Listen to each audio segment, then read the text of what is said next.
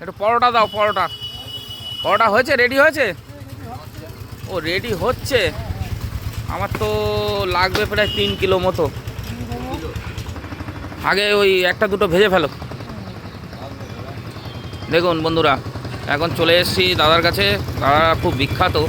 ওনাদের হচ্ছে ওইটা ওইটা যেন কি, ওইটা নান, নান তাই তো? রাধা বল্লভী, সরি, রাধা বল্লভীর জন্য খুব বিখ্যাত। এবং ওনাদের তরকারি থাকে অনেক রকম, প্রায় 3 রকম তরকারি। এখনও 2 রকম হয়েছে, এখনও 1 রকম হয়নি, তাই তো? রান্না চলছে।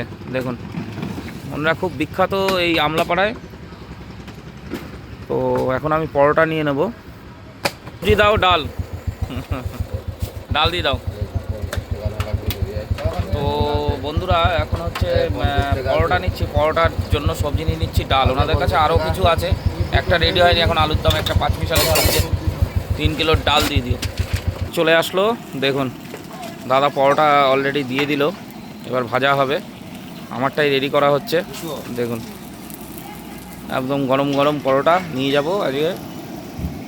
দেখুন এইদিকে ওই যে বেলা চলছে, ওইদিকে রাধা পল্লবী হচ্ছে। এই দেখুন এইদিকে তরকারি। দেখুন পরোটাটা ভাজা হয়ে গেছে। দাদা এবার এটাকে হাতে মনে হয় পিটাতে হবে না, নিচে নামিয়ে এবার হাতে ইয়ে করা চলবে, পিটানো চলবে। এই দেখুন এই পরোটা পিটানো চলছে, যার জন্য বলা হয় পিটাই পরোটা। দেখুন যার জন্য বলা হয় পিটাই পরোটা। না না না। তো বন্ধুরা এরকম 500 করে আলাদা আলাদা করে করে দিচ্ছে। তো টোটাল হচ্ছে 3 কিলো নেব আমি। আর এই যে তরকারি এখানে দিয়ে দিয়েছে, আর এখানে দিয়েছে পেঁপের চাটনি। পেঁপের চাটনি তো নিয়ে নিচ্ছি।